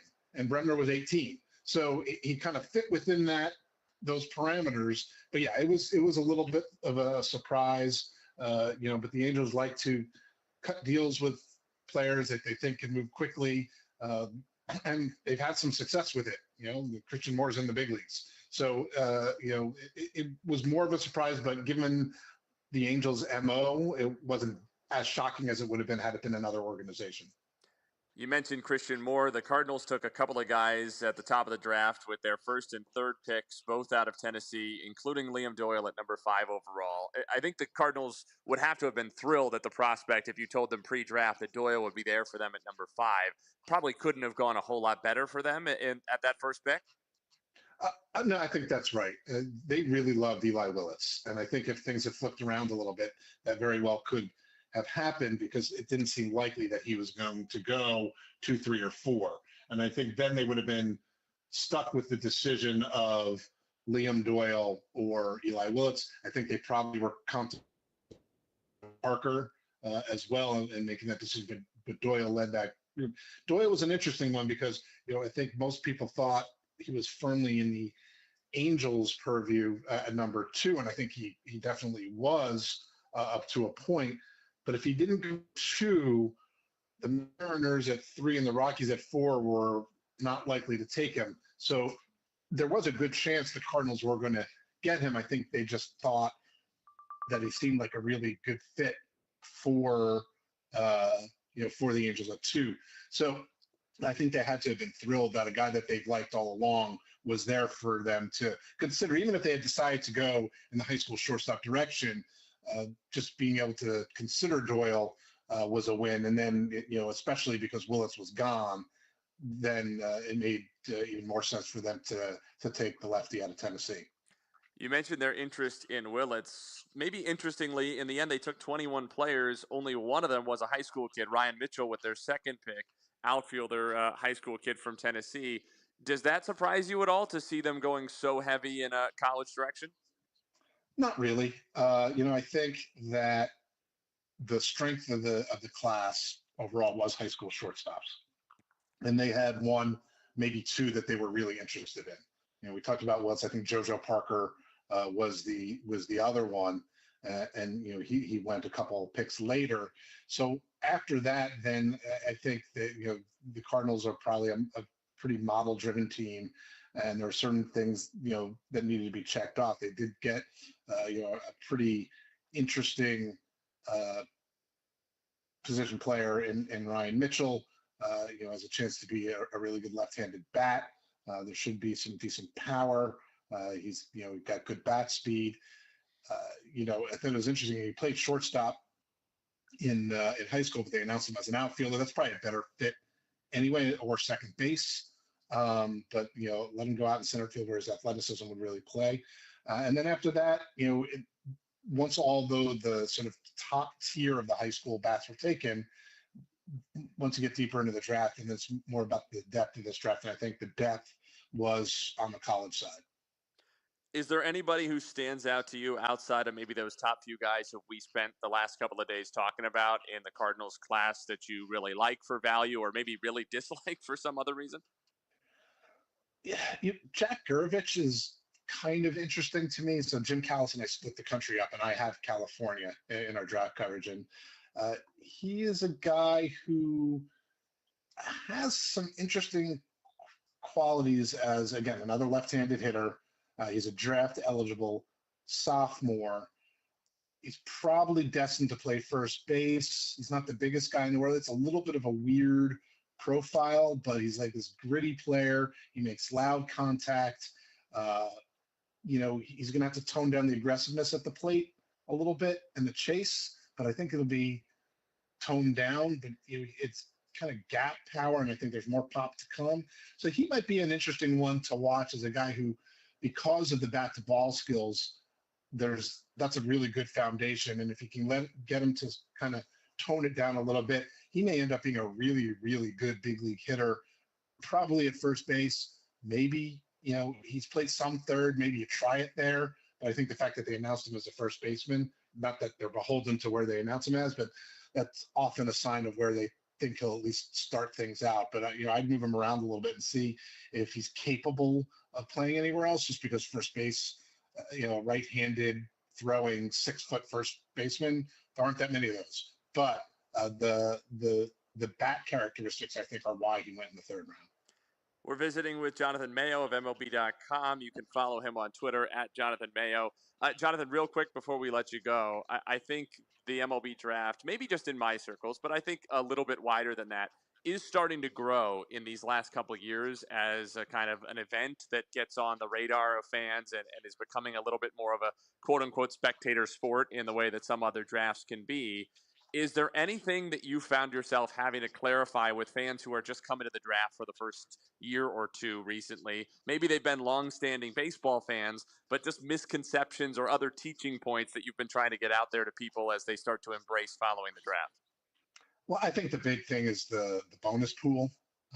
It's different. Other drafts, maybe they have strict slots. And obviously, the big divide between baseball and other sports is that in other sports, you draft a guy and he's in your starting lineup at the highest level right away. We're seeing more and more draftees get to the big leagues faster, and that's probably driven interests somewhat. Having the drafted all-star, I think, helps in that regard. But in terms of the machinations of the draft itself, it's the bonus pool, and some teams will kind of manipulate what they spend where. You don't have to draft a guy and sign him to the amount that pick value is. So it's not always, who is the best player? I think high in the draft in the first round, especially, that's what teams should do. But especially in a year like this, where the group at the top, maybe throughout the draft, you could argue, is kind of muddled together. So if all things are being equal, if you can get a guy and then save money and then aggressively go after a guy in a later round, then you do that. Or a lot of teams do that. And I think that's the one thing where I saw even people after this draft upset that, say, Ethan Holiday didn't go number 1 overall and the Nationals took Eli Willits. It wasn't that large of a reach. We had him number 5, and like I said, a lot of scouts really, really liked him. But I think it's that sort of manipulation of a bonus pool that the casual fan just coming to the draft for the first time doesn't naturally get, and I think that takes some time to sort of understand how that could work. Well, Jonathan, we appreciate your coverage, and thanks a lot for making some time for us. Thanks for having me anytime. Jonathan Mayo of MLB.com joining us on KMOX. You can follow him on Twitter at Jonathan Mayo. We'll have Dan Reardon, KMOX golf analyst, talking the Open Championship next. Gray Bar Sports Open Line continues after this.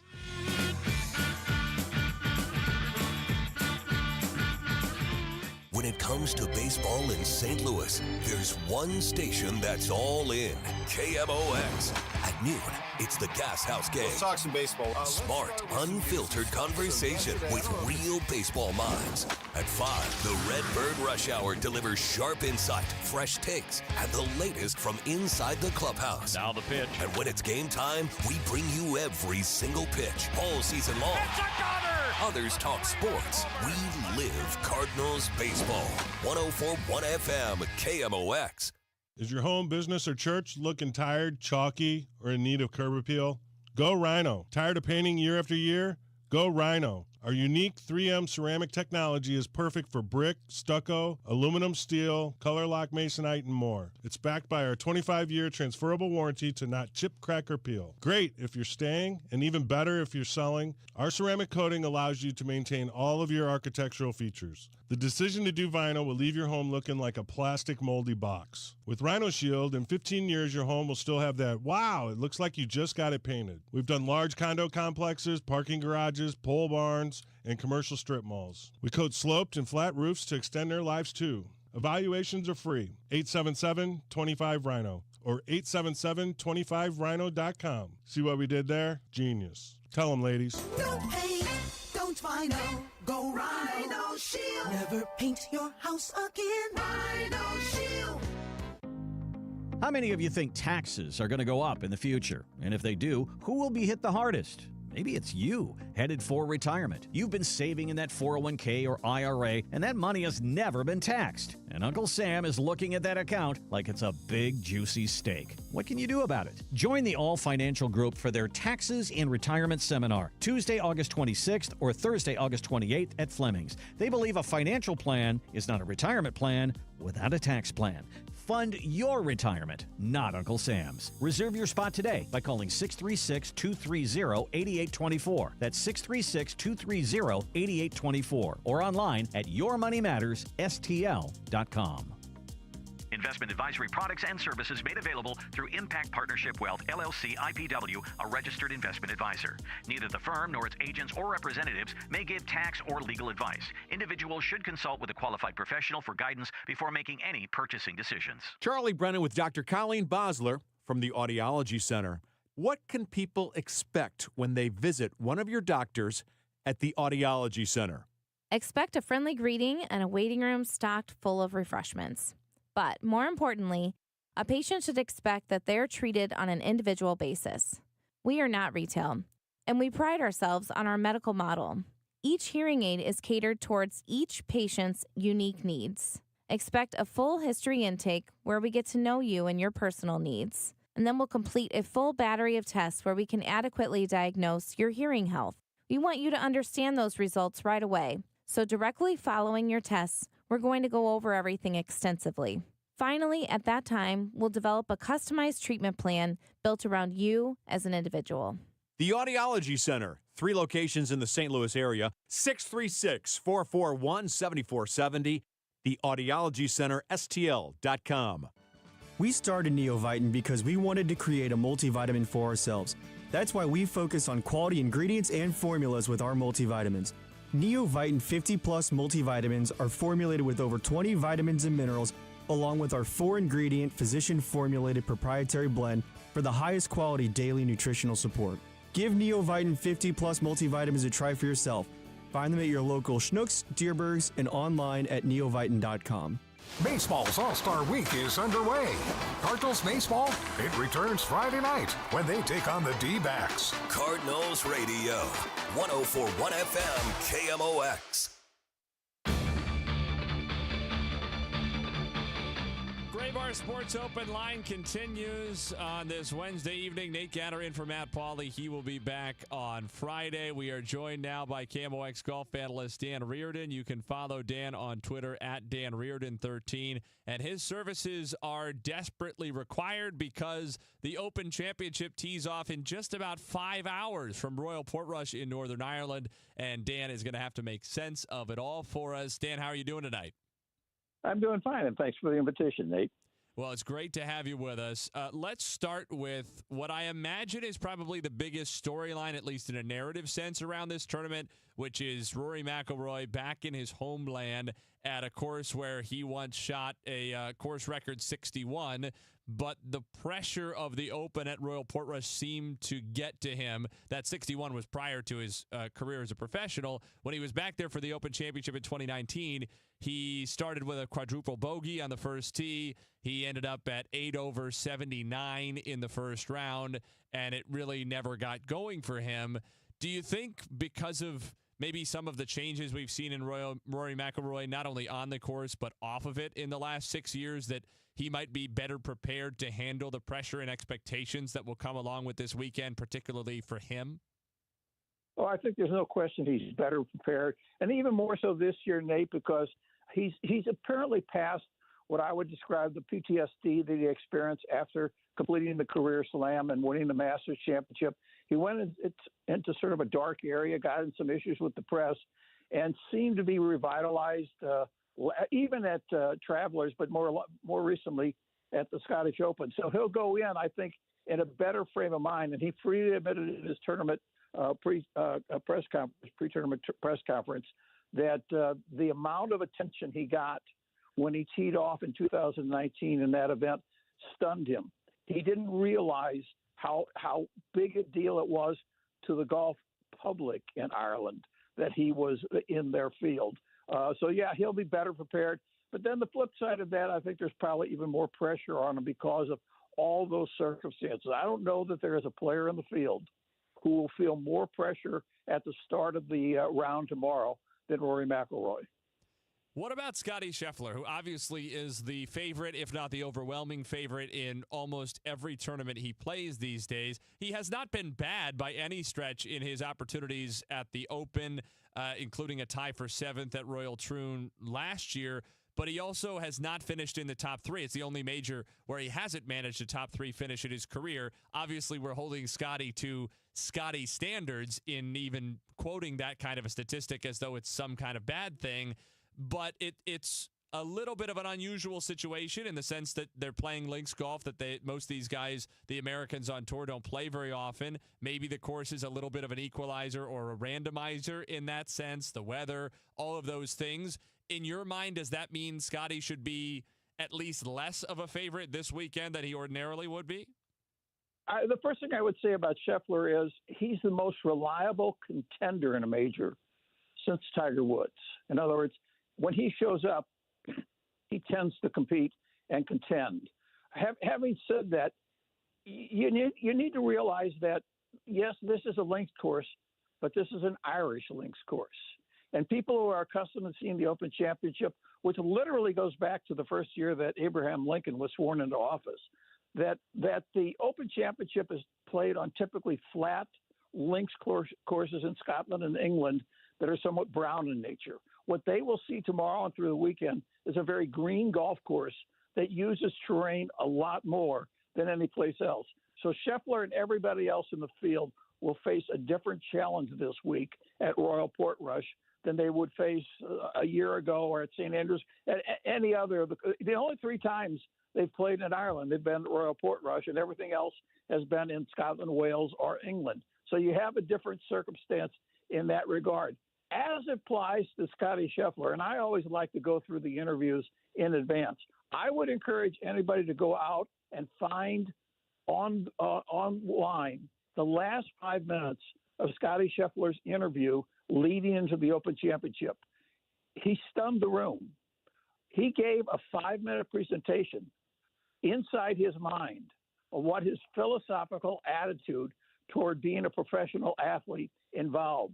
And he's gotten some criticism because he basically lives for the moment and doesn't put as high a priority as at winning a championship as maybe everybody else, including Rory, puts in the game. He says his description was he loves professional golf. It's what he wants to do most in life. But he says he finds the game for him satisfying but not fulfilling. And he finds fulfillment off the golf course. Yeah, it's an interesting perspective. He almost sounded like a regular guy talking about his career that he really enjoys, but that is just his career.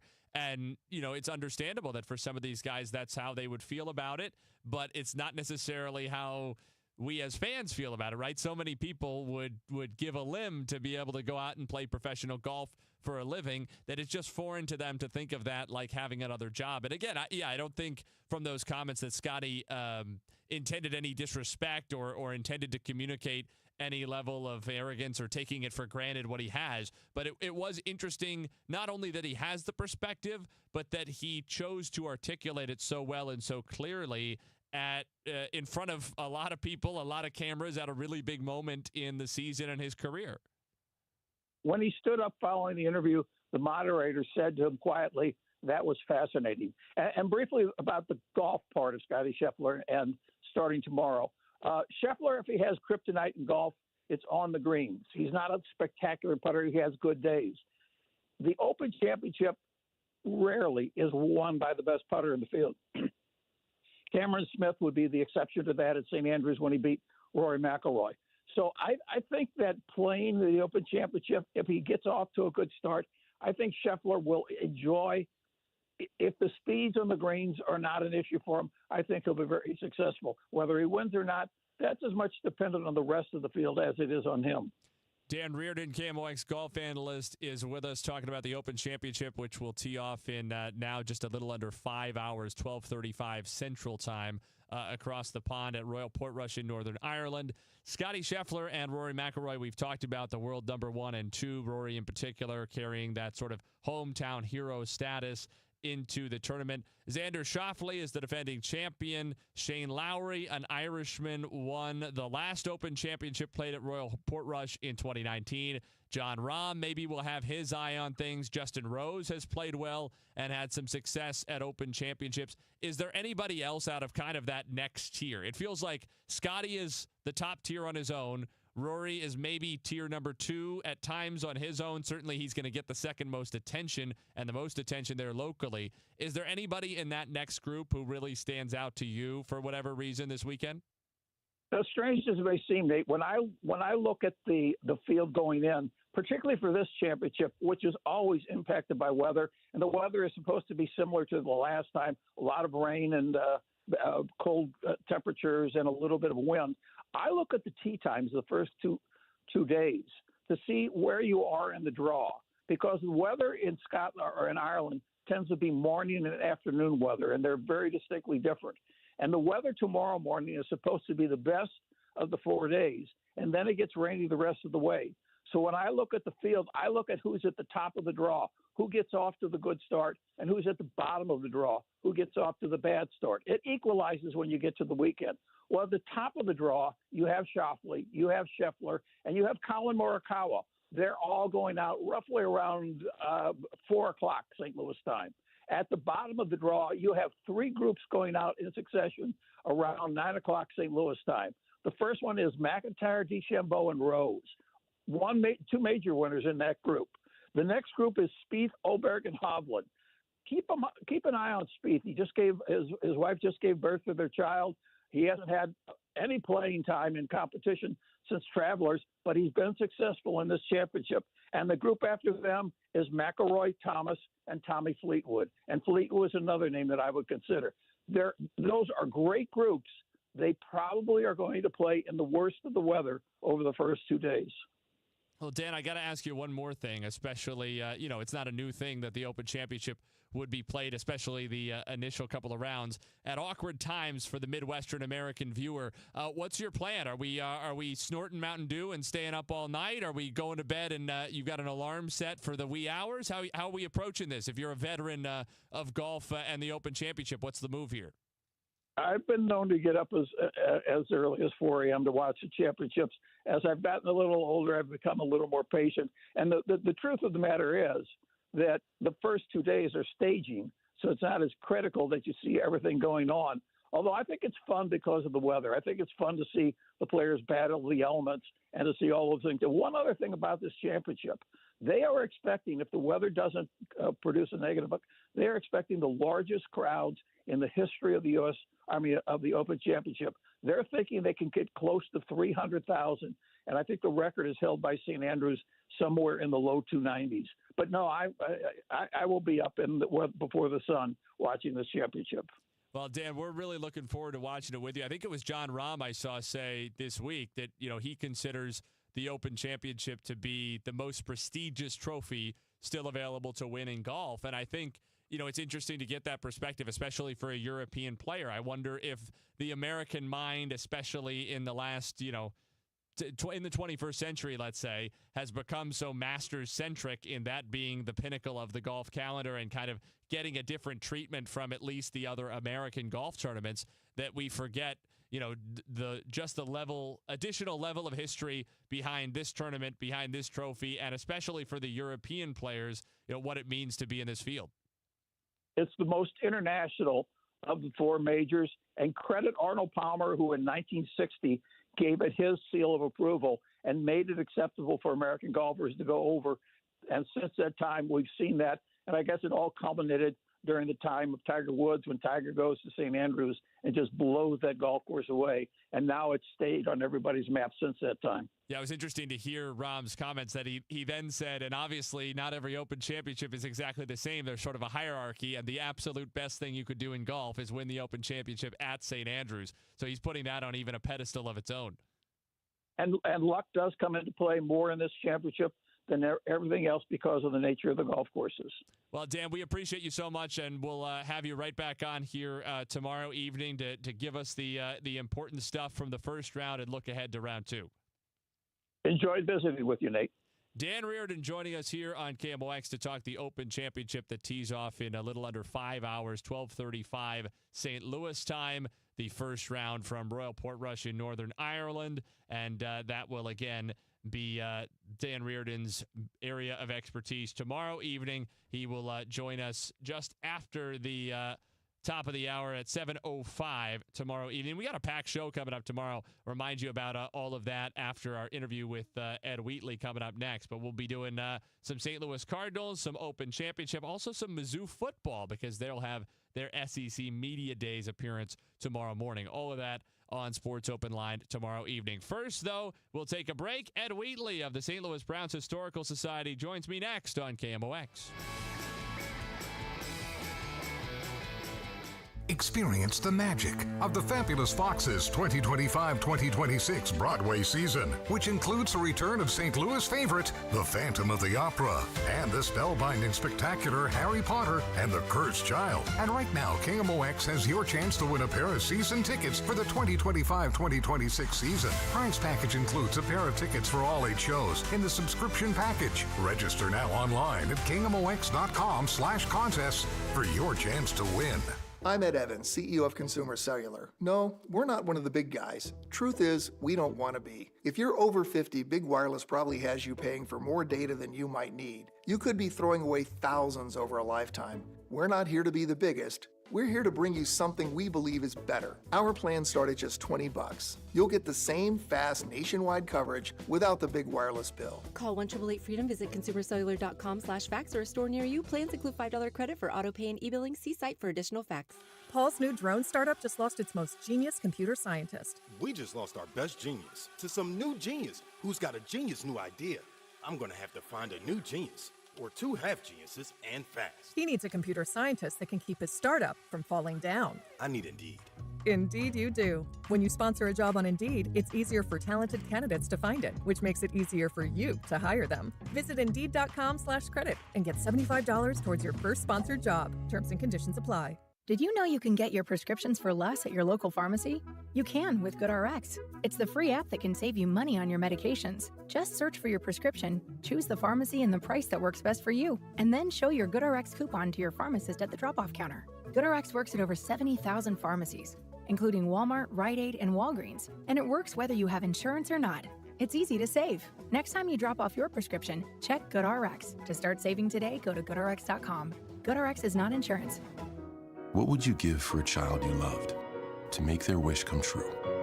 To help them fight a critical illness? Just imagine what you'd do. You see, wishes are so powerful, and you can make them real.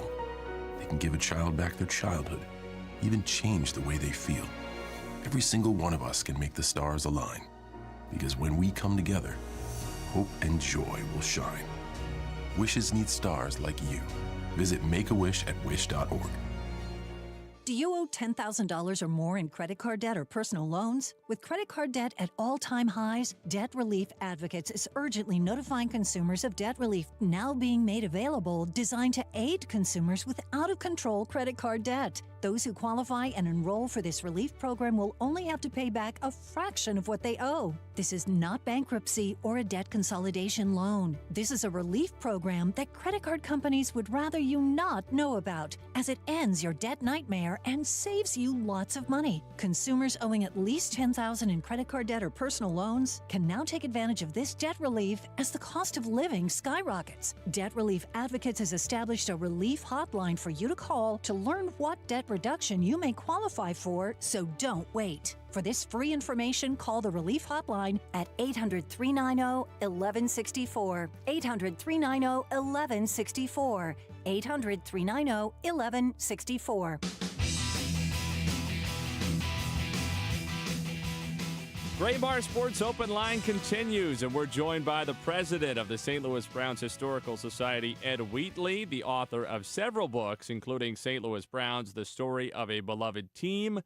Ed, I always enjoy our conversations. It's never a bad time to talk about the history of baseball in St. Louis. In particular, I think this is an interesting time for the St. Louis Browns in the history of the club because a couple of weeks ago, Billy Hunter, who also happens to be my great uncle, passed away. And he was the last living player who had appeared for the Browns, an All-Star in 1953 as the Browns shortstop in their last season in St. Louis before moving to Baltimore. And so in many ways, you're now ushering the Historical Society into a new era of St. Louis Browns history. Yeah, but that's not going to really change anything. I mean, if you look back, it was a tough week that a couple weeks ago when Eddie Mickelson died on the 27th, and he was the second to last, and then Billy on July 3rd. So within that span of a week, we lost the last two. The Boston Braves do not have any surviving members either, and the New York Giants and the Brooklyn Dodgers are just down to a handful single-digit numbers now as well, and they'll have a kind of a countdown. But, what we have here is very special in St. Louis. It really does help that foundational statement that St. Louis is the best baseball town in America because, the Browns haven't played in 72 years. And we are the only active, participating fan club. It's not just old guys who watch the team. It's the generations that are still living that have watched it. Their children and even grandchildren show up. We have, as I said, we're very active. There's nothing being active for the Brooklyn Dodgers, the New York Giants, the Philadelphia A's, or the Boston Braves. We'll have next month 2 events that over hundreds, and in the case of 1,000s, will attend honoring the Browns. And so, we've been doing this. We'll have an annual reunion luncheon. We've been doing it every year since 1984. It'll be at the MAC on August 25th. And what we do is we remember the history of the Browns and the legacy of baseball in St. Louis. And on that day, we expect 300 to 400 people at the MAC for a luncheon. We're going to bring in Babe Ruth's grandson and talk about the Babe in St. Louis, his time playing against the Browns and his time playing against the Cardinals in the 26 and 28 World Series. And also, people don't really realize Babe Ruth's farewell was not in New York. There's always, anytime you say, where's Babe Ruth's farewell, you see that Pulitzer Prize winning photo of the Babe from behind in his uniform looking out at the facade of at Yankee Stadium. It really happened the following week, in June here in St. Louis, Sportsman's Park, where he came, and it was a very special day of Babe Ruth memories and things. And his grandson's coming in, and we're going to go through all this stuff along with a lot of Babe Ruth and Browns memorabilia. And we then also, just to throw it out, a plug on the preceding week on August 14th, we have Browns Night at the Gateway Grizzlies every year. And every year I pick a year. We dress the Grizzlies in a retro Browns uniform highlighting a given player and his performance that year. And then we give away his bobblehead. And we have thousands of people there coming for that great event, all dressed in Brownie hats, jerseys, T-shirts, whatever. That was actually how you and I first met. I was doing play-by-play for the Grizzlies when they started doing St. Louis Browns nights in 2018. So much fun. A lot of minor league baseball teams do sort of fluky or gimmicky marketing schemes that really feel like gimmicks, but the Grizzlies and Browns Historical Society managed to create one that has all the fun of minor league baseball themed nights, but is also very substantive and honors really significant history in our city. I always thought that was just a great way to connect it with the new generation of people who otherwise might not have been exposed in the same way. Oh yeah, and you're right. You may have heard like my father or my grandfather always had a Browns hat, or he had these pennants in his house, and people were learning, from coming to these events. We've written a best-selling book in that same period that led to 2 PBS Emmy nominated and winning films.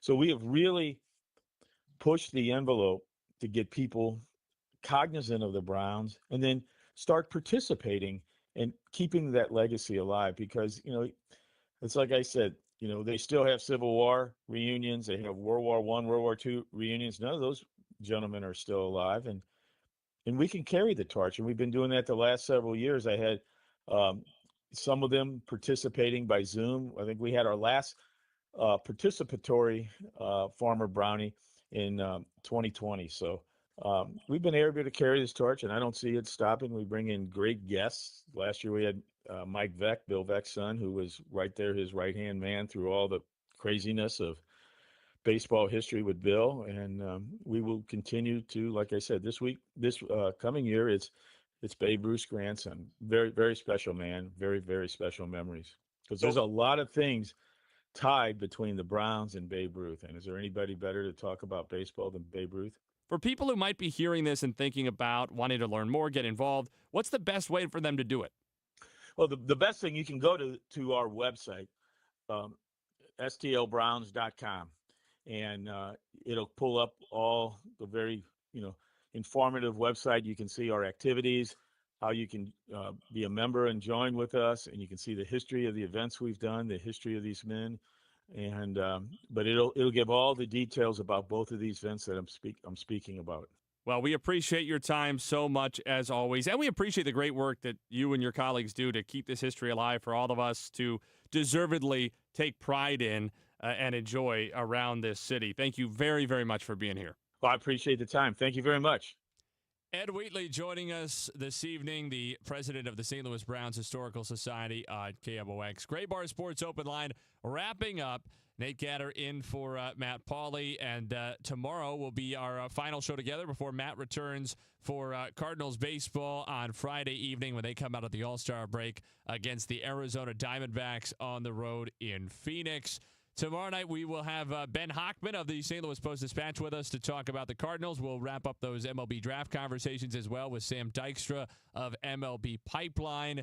Dan Reardon, who was with us a few moments ago, will be back to analyze the first round of the Open Championship from Royal Portrush and get us set for the second round on Friday. We'll also visit with Mizzou football beat writer Zach Sweet after the Tigers make their appearances at SEC Media Days tomorrow morning. And we'll look forward to sort of dipping a toe in that football water as the kickoff of college football approaches very, very quickly. Week 0, August 23rd, will be the first action. Missouri will begin its season with what has become traditional, the Thursday night home game. It'll be August the 28th, and then week 1 across the entire country proper on August 30th, that Saturday. So college football not a long way. Cardinals, Mizzou, Open Championship, and more coming up tomorrow evening. For John Camp, my producer, Nate Gatter, filling in for Matt Pauley, saying so long tonight. Thanks so much for being with us for Gray Bar Sports Open Line on the voice of St. Louis, KMOX. Want to retire in 5 years or less? You can do it, just like Lifestyles Unlimited member Lisa. So we started passively. It was on vacation is when we realized